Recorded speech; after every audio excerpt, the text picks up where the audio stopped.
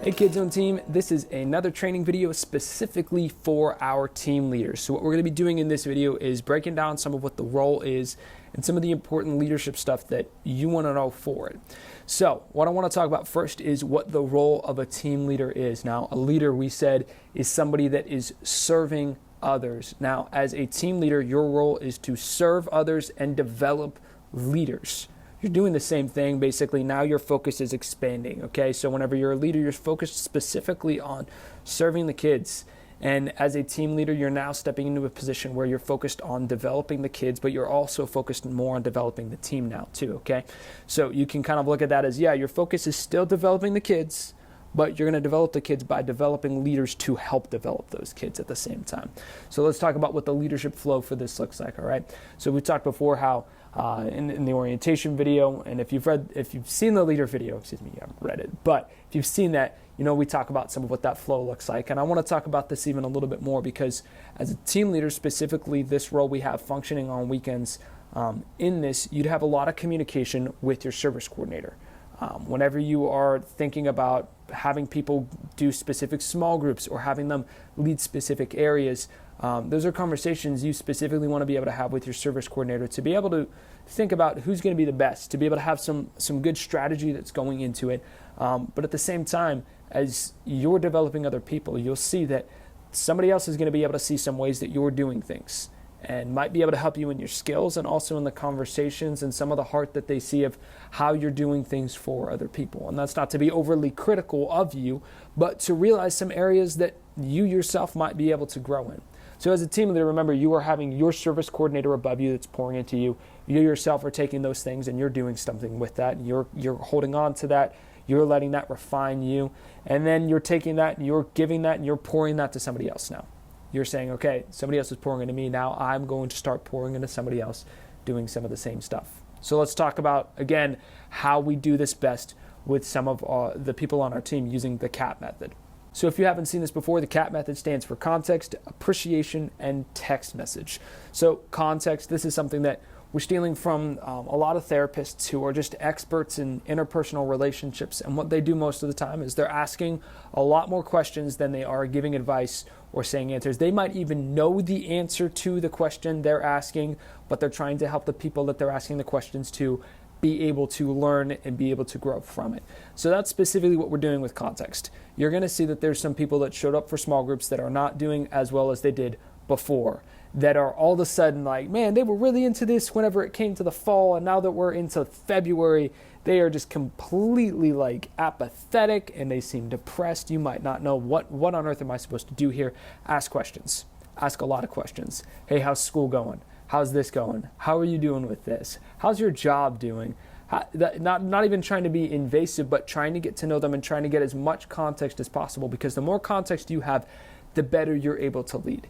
And what you hear most of the time is there's some people that even are able to say the answers to the questions that you didn't even get to ask of you saying like, hey, how are you doing? And they'll be like, I'm just not doing all right now. I'm really apathetic. I'm really out of it. And they're saying the things that you were seeing exactly. And now that they've already brought you to that point, you can say, well, what do we need to do about this? How can I help you? How can I be here for you? Those are important questions you're going to want to ask. And those are great conversations that get opened up because you are trying to get as much context as possible. Now remember, context is the first one of the CAP method. The second one is appreciation. With appreciation, what we're trying to do is grab a 6-to-1 ratio of positive feedback to negative feedback. This is an idea taken from Dr. Cloud, who has a lot of leadership books. And one of the things he writes about is about high performers, talking about how they receive 6 positive compliments or 6 positive feedback statements or interactions in context for every 1 negative piece of negative feedback. So they're going on a 6-to-1 ratio. And whenever they analyzed people's brains, they realized this is where they need to be at, in a 6-to-1 ratio of positive to negative to be able to even receive that negative feedback and to be able to do something with it. Because most of the time they realized that people that were underperforming or performing at the lowest on a team were receiving the opposite, which would just make sense. But the problem is that their brains are receiving so much negative feedback that they can't actually do anything with it.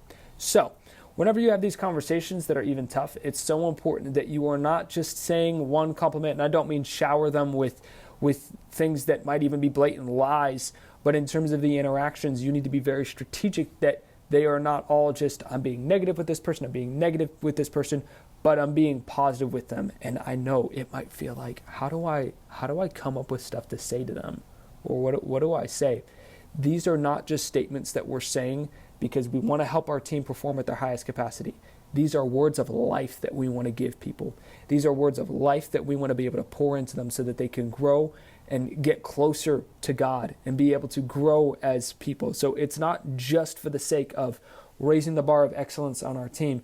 It's for the sake of helping people get closer to Jesus. So we talked about with Kat, we have context, appreciation. The last one is a text message. It's really important that after you have any type of conversation with a team member, that you are just giving them a really good text message after, or reiterating some of the things that you said in that text message, like, hey, I know that stuff's really hard right now, but I'm proud of you for being on this team and trying to stick it through. That in itself can mean so much, because whenever you leave those conversations with somebody, or you have a conversation that's very difficult with somebody, it can be really easy for them to play that back a different way in their head.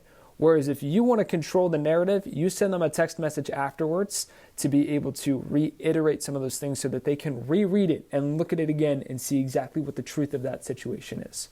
So it's really important that you do that. And I would even just say this, you don't even have to do it just all in one sequence like that. If you ever want to, please send just on a monthly basis to your teams just a really specific appreciation text message. There's some people that really are motivated by words of affirmation, that hear that and receive that, and that's something that helps them move forward. And here's the important part that I want you to just think about statistically. There was a study done by Gary Chapman in which he was looking at organizations with volunteers and paid workers, and what they noticed across the board, whether people are being paid or not, that 80% of the reason why people will leave an organization or leave a team is because they are underappreciated. So it's so important that we appreciate people, that we are giving life to them, and that we are helping them get better. Now, as a team leader, there's a few areas that I just want you to be aware of, because whenever you transition even from a leader to a team leader, or you're transitioning from team member to team leader and you're jumping on, there's some things that might be a little bit difficult to be able to immediately grab hold of. And these are just 3 warnings, 3 different things I want you to be aware of, okay? And I'm not calling anybody out with these, but these are just some things that I want you to be aware of as you grow as a team leader. The first one is quality control. Okay, here's what this looks like. It looks like you used to do something. Now you're giving it to somebody else, but the fear is they won't do it as good as me. Okay? That's a very real fear that I've heard and seen in a lot of leaders whenever they start to step up is, okay, I'm not going to do the same stuff I used to do, but people aren't going to be able to do it as good as me. That is okay. It is all right if they don't do it as good as you. What your goal as a team leader to do is to help those people get to a place where they are as good as you or better than you. Your goal is to develop other people, not to be the perfect superstar that's amazing at all these things. It's tricky to be able to hand that off, but it's so important. So whenever you're thinking through the quality control, there might be a little bit of a dip, but it is such a long-term advantage if you are able to multiply what you have as a skill into other people, even your character and your relationship with God to other people, so that it's not just all on you, but now on 5 other people that can help be able to increase and keep the quality. Okay, so that's the first one. I want you to think about quality control. The second one is conflict resolution. Whenever you step into these types of positions, there might be some issues. There's going to be somebody who is unhappy about the specific position that they're put in, that they're like, I didn't want to be with this group, or I don't want to be sitting with the kids, I want to be on stage, or I want to, or all of these difficult conversations. Your goal is going to be to have conversations as quickly as possible with people on your team that are struggling or having issues. I know you might be like, do I really? Yes, you need to. The biggest reason is not because this shuts down people or this stops problems early on.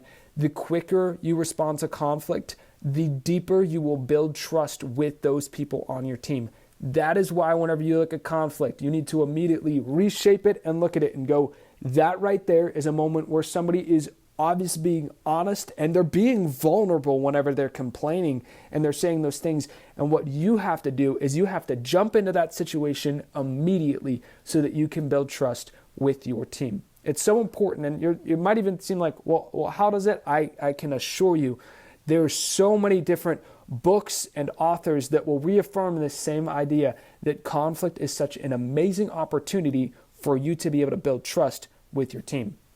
And the last thing you're going to have to do, I told you there were 3 different warnings or 3 different things I want you to be aware of that might want to just stop you, okay? Remember, quality control, conflict resolution. The last one is look for leaders. Whenever you step into this position or you step into this role, you might feel like there's not a lot of people that can actually step up. There's a few people that might have potential, but how do I actually do this? Your goal is to develop leaders. Your goal is to look for the potential in the 6th grader and to go, I think I see something there, and what I want to do is I want to cultivate that. That doesn't mean I immediately throw them into a leadership position, but that means that I help them grow in that. That means that I have some conversations with them, that I'm trying to help them grow, and I'm trying to help them see things differently, and I'm trying to tell them a little bit what's going through my mind so that they can see that and they can hear that and they can start to think about things differently. It's so important that we look for other people to develop. The idea that leaders fall into our lap is kind of just not real most of the time. Most of the time what happens is that leaders are not born, they're made. They're not people that just come out of the womb as these amazing people. They're people that we develop and we make and we help become great leaders. And anybody has the potential to be an amazing leader. Keep that in your mind as you keep developing other people and you keep looking at them, because I know it might not seem like you've got the amazing dream team in front of you, but if you're willing to put in the time, they can be. So these are the 3 things that I want you to think about as warnings. I'm so excited though as you step up to be a team leader, because I know that this is just kind of what I'm giving you are some basic tools to be able to help lead your team, but I'm so excited to see what you're able to do. And I'm excited to see the way that God is not only going to help you develop people in their skills, but ultimately make disciples of the team and of the kids and to help people grow closer to God.